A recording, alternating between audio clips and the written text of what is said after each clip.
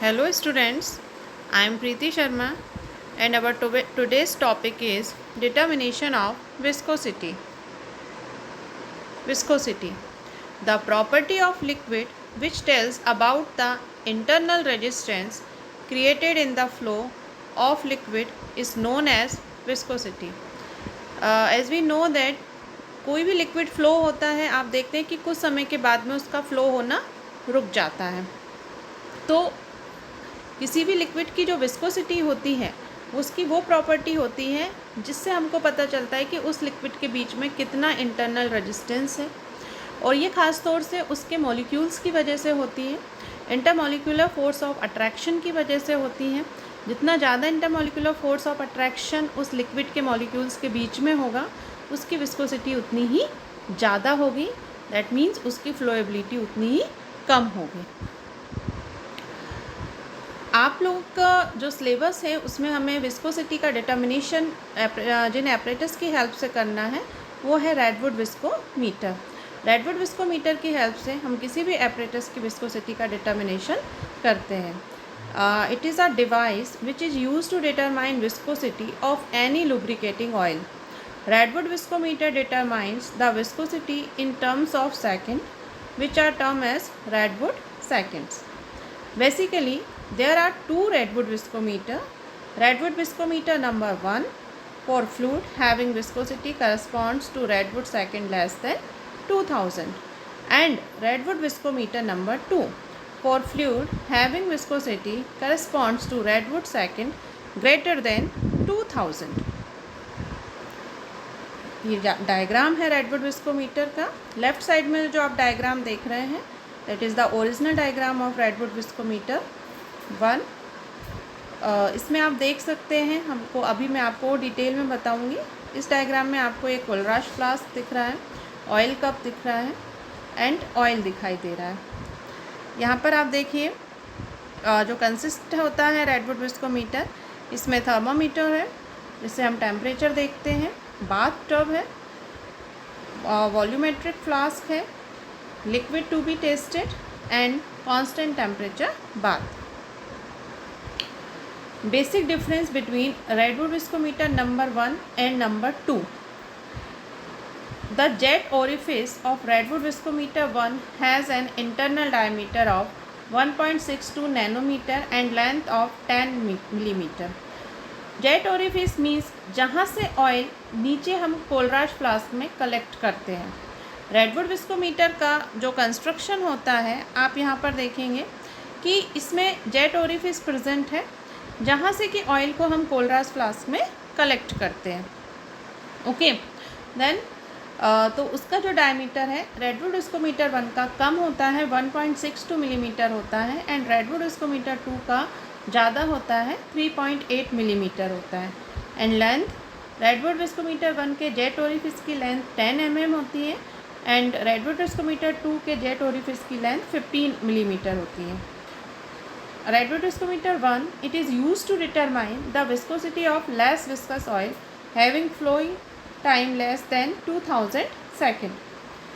जबकि अगर हम रेडवुड विस्कोमीटर 2 की बात करते हैं, जैसा कि हम जानते हैं कि इसका जो ओरिफिस का इंटरनल डायमीटर है 3.8 mm होता है, तो इसलिए हम यहाँ पर हाई विस्कस ऑयल का यूज़ कर सकते हैं। ठीक है, एंड यहाँ पर जो टाइम मोर देन है वो 2000 सेकेंड होता है। The flow time of viscous oil is 10 times more than the flow time obtained by Radwood viscometer 2. The flow time of viscous oil is 1/10 of the flow time obtained by Radwood viscometer 1. Determining viscosity of given lubricant oil using Radwood viscometer number 1. Required material Radwood viscometer number 1, Kohlrausch flask, thermometer and oil sample. अगर हमें किसी oil की viscosity Redwood viscometer की help से निकालनी है तो हमें ये 4 चीज़ों की हेल्प लगेगी। Theory, viscosity is one of the most important property of any lubricating oil. When liquid film is applied in machines, their load bearing capacity, moving speed and heat production capacity mainly depends on viscosity. Viscosity is classified in two types, dynamic and kinetic. As viscosity of lubricant changes with change in temperature, it is necessary to determine the viscosity of oil before using it as lubricant. हमें किसी भी oil की viscosity निकालने की ज़रूरत क्यों पड़ी? हमें मालूम होना चाहिए उस ऑयल की विस्कोसिटी कितनी है, क्योंकि अगर टेम्परेचर का उस ऑयल पर इफ़ेक्ट ज़्यादा पड़ता है, उस ऑयल की अगर विस्कोसिटी कम रहती है या टेम्परेचर का उसकी विस्कोसिटी पर इफ़ेक्ट ज़्यादा पड़ता है, तो उस कंडीशन में हम उस ऑयल को गुड लुब्रिकेटिंग ऑयल नहीं कह सकते। इसके पीछे कारण ये है कि अगर टेम्परेचर हम ज़्यादा करते हैं तो जो भी लुब्रिकेटिंग ऑयल है, अगर उसकी विस्कोसिटी चेंज होती है और वो फ्लो होकर निकल जाता है, टेम्परेचर का उस पर ज़्यादा इफेक्ट पड़ा, तो ऑयल जो है वो लेस विस्कस हो जाएगा और अपनी जगह से हट जाएगा, मीन्स वहाँ से फ्लो हो जाएगा। फिर लुब्रिकेंट में हम जब ऑयल यूज़ कर रहे हैं, जिस पर्पज़ से हम उस ऑयल को यूज़ कर रहे हैं कि फ्रिक्शन को वो रिड्यूस करे, तो वो चीज़, वो प्रॉपर्टी वहाँ पर अप्लाई नहीं हो पाएगी और वहाँ पर वापस से मशीन में या जिस भी जगह पर हम उस लुब्रिकेंट का यूज़ कर रहे हैं वहाँ पर फ्रिक्शन प्रोड्यूस होगा और मशीन ख़राब होगी, जो भी उस पर साइड इफ़ेक्ट पड़े। तो इसके लिए ये ज़रूरी है कि आप जो भी लुब्रिकेटिंग ऑयल यूज़ कर रहे हैं उसकी विस्कोसिटी पर टेम्परेचर का काफ़ी कम प्रभाव पड़े या फिर बिल्कुल पड़े ही ना। कंस्ट्रक्शन, रेडवुड विस्कोमीटर का कंस्ट्रक्शन हम देखते हैं। तो the redwood viscometer number 1 is consist of vertical cylindrical oil cup which and orifice of 10 mm height and 1.62 mm diameter. A hook is fitted acting as oil filling guide mark. The cylindrical cup is surrounded by water bath which is heated to heat the oil. Methodology. देखिए आप यहाँ पर सबसे पहले आपको ऊपर oil cup दिखाई दे रहा है। Clean the viscometer cup properly and label the instrument with the help of leveling screw. Second, fill the water bath at 80 degrees Celsius or below and keep the brass ball in position so as it seal the orifice. Third, fill the oil cup till mark and keep the 50 ml cold rush flask in the position below the Z.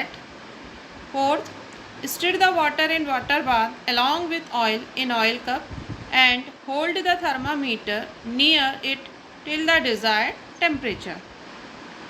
Fifth, after thermometer attains constant temperature, lift the valve and start the stopwatch. Allow oil to fill in the flask till 50 ml and stop the stopwatch. क्या करना है? हमने oil cup में 50 ml oil fill किया, temperature increase होना start हुआ, thermometer में हमने टेम्परेचर नोट करना स्टार्ट किया। जैसे ही टेम्परेचर कांस्टेंट पहुंचता है, सपोज़ 45 डिग्री या 50 डिग्री पर टेम्परेचर पहुंचा, तो जैसे ही टेम्परेचर पर्टिकुलर टेम्परेचर पर पहुंचता है, हम स्विच को ऑफ कर देते हैं एंड हम वॉल्व को वहां से हटा देते हैं, जिससे कि ऑयल का नीचे कोल्ड रश फ्लास्क में फ़्लो होना स्टार्ट हो जाता है। स्टॉप वॉच के थ्रू हम इसकी रीडिंग नोट करना स्टार्ट कर देते हैं जब तक कि ऑयल कप में से ऑयल पूरी तरह से खाली ना हो जाए। एंड इसके बाद में जैसे ही हम फर्स्ट रीडिंग ले लेते हैं, आफ्टर दैट हम वापस से ऑयल को उस ऑयल कप में फिल करेंगे एंड देन फिर हम 5 डिग्री टेम्परेचर इंक्रीज़ करके सेम प्रोसेस अपनाएंगे। 6. Using valve prevent overflowing of oil from the oil cup and refill the oil cup till the mark to get nearly reproducible result. 7. Report the mean value as Redwood 1 viscometer at temperature degree Celsius is equal to temperature. Second, this is the viscosity of given lubricating oil at room temperature. Repeat the experiment at 5 elevated temperature like 45 degree, 55 degree Celsius, 65 degree Celsius, 75 degree and 85. Precautions. Before starting the experiment, clean the apparatus carefully and label it properly. Heat the oil at certain maximum temperature and gradually cool it. Working of stopwatch should be checked. Conclusion.